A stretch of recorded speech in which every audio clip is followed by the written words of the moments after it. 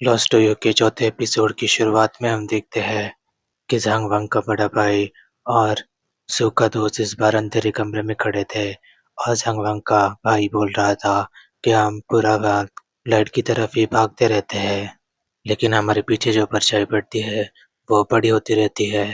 और कट्टू हम देखते हैं कि सू के और झांग वांग के स्कूल में रिसेस थी और सभी खाना खा रहे थे बीच में, लेकिन तभी झांग वांग भी उसके दोस्तों के साथ बैठा हुआ था जहाँ पर उसके दोस्त जिंग्स यानी कि सू की उसके सामने तारीफ कर रहे थे।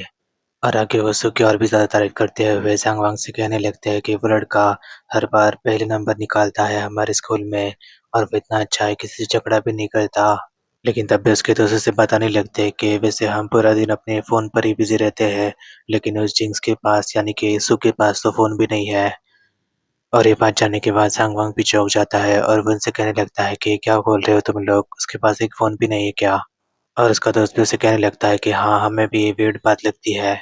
और उसका एक और दोस्त उसे कहने लगता है कि मुझे तो वो ओल्ड आदमी की तरह ही लगता है। लेकिन तभी हम देखते हैं कि जिंक्स यानी कि सू सबके सामने खड़ा था और सांग वांग भी उसे देखकर इमेजिन कर रहा था कि कहीं वो सपना तो नहीं देख रहा। लेकिन तभी आके हम देखते हैं कि सांग वांग पेट का दर्द करके उसके भाई के पास आया हुआ था। लेकिन तभी उसका भाई उसे कहने लगता है कि तुम इतनी एक्टिंग क्यों कर रहे हो, बकवास। और सांग वांग भी उसे कहने लगता है, सांग वांग भी उठकर उसे कहने लगता है कि वो लड़का जिसके लाल बाल है, जो हमेशा सबसे झगड़ता रहता है। और उसका भाई भी उसे कहने लगता है कि तुम बिल्कुल सही बोल रहे हो, वही लड़का जो उसकी मॉम का हेल्पर है उसके नूडल्स के शॉप में। उन लोगों के बारे में वो बहुत कुछ जानता है। और आगे सांग वांग का भाई उसे कहने लगता है कि अगर तुम्हें उसके बारे में कुछ जानना है तो जाकर उस लड़के से पूछो। लेकिन तभी सांग वांग भी उसे कहने लगता है कि तुम उस लड़के के बयान के बहुत ही ज़्यादा करीब दिखते हो, आखिर ऐसी बात है क्या? लेकिन तभी उसका भाई भी मुड़ते हुए उसे कहने लगता है कि मैं तो बस उसकी हेल्प कर रहा हूँ ताकि वो अच्छी ज़िंदगी जी सके। लेकिन तभी सांग वांग उसे कहने लगता है कि आखिर तुम उससे इतना ज़्यादा अच्छे से बिहेव क्यों कर रहे हो? और उसका भाई भी उसे कहने लगता है कि अच्छा करने की कोई रीज़न नहीं होता है, क्योंकि अगर हमें कोई अच्छा लगता है तो उसके साथ अच्छे से बिहेव करना हमारी ड्यूटी है। और ऐसे लोगों का ख्याल रखना बिल्कुल भी अच्छी बात नहीं है जो हमें अच्छे लगते हैं, भले ही वो लोग हमारे कोई भी हो, हमारे दोस्त या फिर कुछ और। लेकिन तभी वो झांग वांग को छूते हुए कहने लगता है कि बिल्कुल वैसे जैसे कि तुम और सू हो, जिसकी तुम बहुत ही ज़्यादा केयर करते हो। लेकिन तभी झांग वांग उसके भाई को इग्नोर करते हुए वहाँ से चला जाता है। और आगे हम देखते हैं कि बयान के साथ झांग वांग बातचीत कर रहा था सू के बारे में। लेकिन तभी वो उससे कहने लगता है कि उसकी सिचुएशन में से थोड़ी सी बेटर तो है, लेकिन उतनी ज़्यादा ठीक भी नहीं है। आंटी को बहुत ज़्यादा काम करना पड़ता है दोनों बच्चों को राइज़ करने के लिए। और आगे बयान जिन्स के बारे में बताने लगता है कि उसकी मदद करने के लिए मैंने उसे बहुत सारे पार्ट टाइम जॉब्स में लगाया था, लेकिन तभी लोगों को पता चला कि वो जिन्स है, इसकी वजह से सबने उसे निकाल दिया। और आगे उससे कहने लगता है कि वो अभी कार्गो शिप्स में काम करता है, सी फूड को ट्रांसफ़र करने का, जिससे उसे ज़्यादा पैसे तो नहीं मिलते लेकिन काम बनता है, शायद वो उसकी बहन के लिए कर रहा है।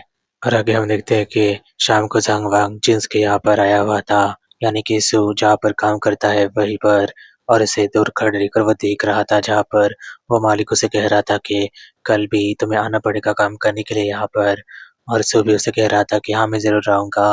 झांग वांग ये बात रियलाइज़ करता है कि सू को बहुत ही ज़्यादा तकलीफ़ हुई थी वो काम करने के बाद। लेकिन तभी जब पैसे लेकर वो जा रहा था, तभी उसे देखने से पहले झांग वांग वहाँ से छुप जाता है। लेकिन तभी हम देखते हैं कि झांग वांग को सू की तकलीफ देखने के बाद बिल्कुल भी अच्छा नहीं लग रहा था।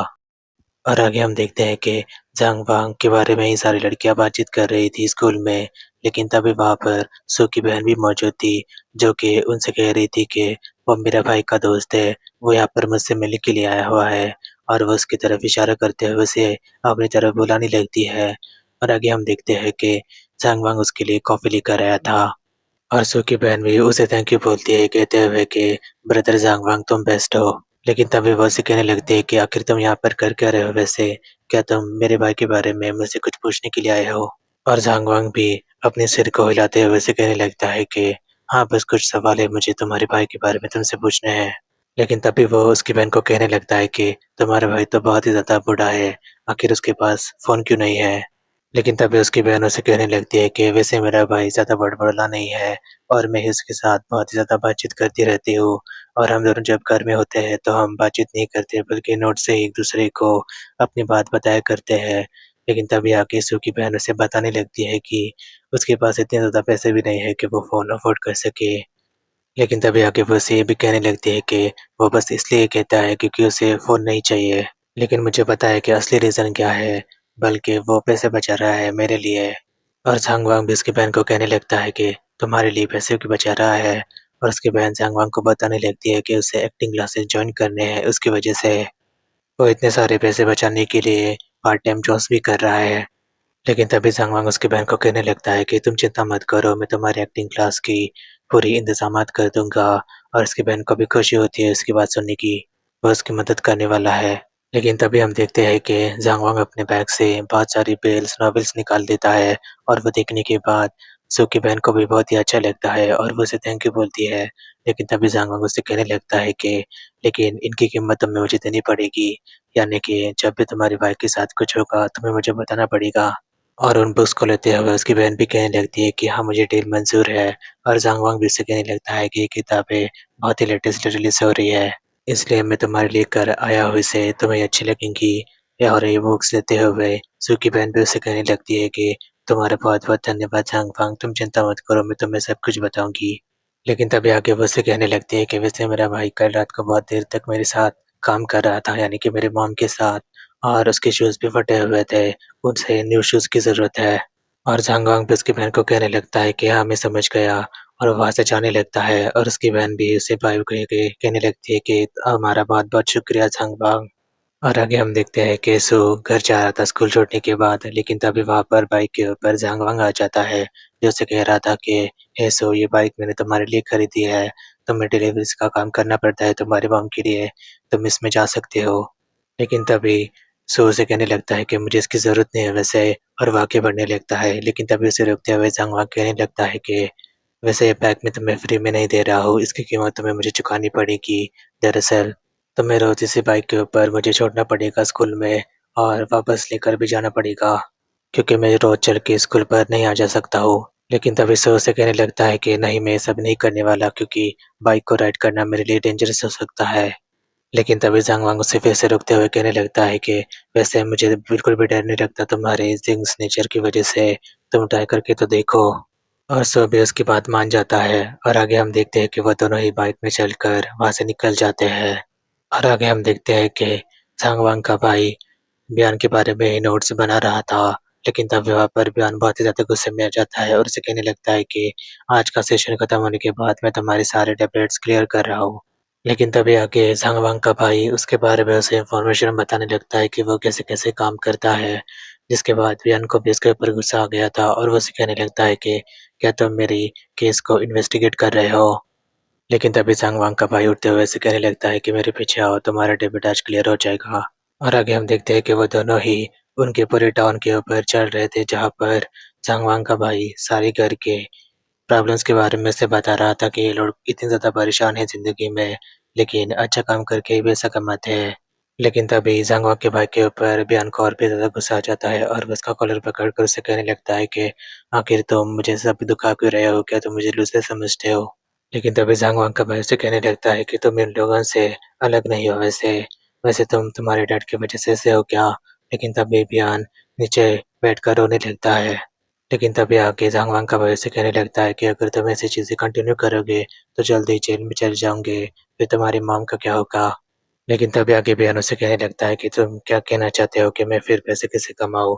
और ज़ांग वांग का भाई भी उसे कहने लगता है कि कल तुम फिर से आ रहे हो और मैं तुम्हें ₹300 दूँगा सेशन के। लेकिन तभी बयान उसे कहने लगता है कि क्या तुम मज़ाक कर रहे हो? और ज़ांग वांग का भाई भी उसे कहने लगता है कि बिल्कुल भी नहीं, अगर तुमने अच्छे से काम किया तो मैं तुम्हें 500 बोनस भी दे दूँगा। और आगे ज़ांग का भाई उसे कहने लगता है कि ऐसे ही तुम मेरी हेल्प करोगे, और तुम्हें अच्छे पैसे भी मिलेंगे, जिसकी वजह से तुम अच्छे से स्कूलिंग भी कर पाओगे और तुम्हारी फैमिली को भी सपोर्ट करोगे।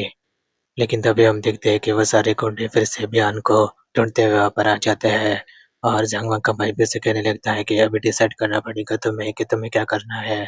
लेकिन तभी वो गुंडा बयान को बुलाने लगता है कि हम तुम्हें पूरी जगह पर ढूँढ रहे थे, तुम कहाँ चले गए थे? चलो, हमें लेट हो रहा है। लेकिन तभी बयान को कहने लगता है कि तुम लोग चले जाओ, मैं नहीं आ सकता।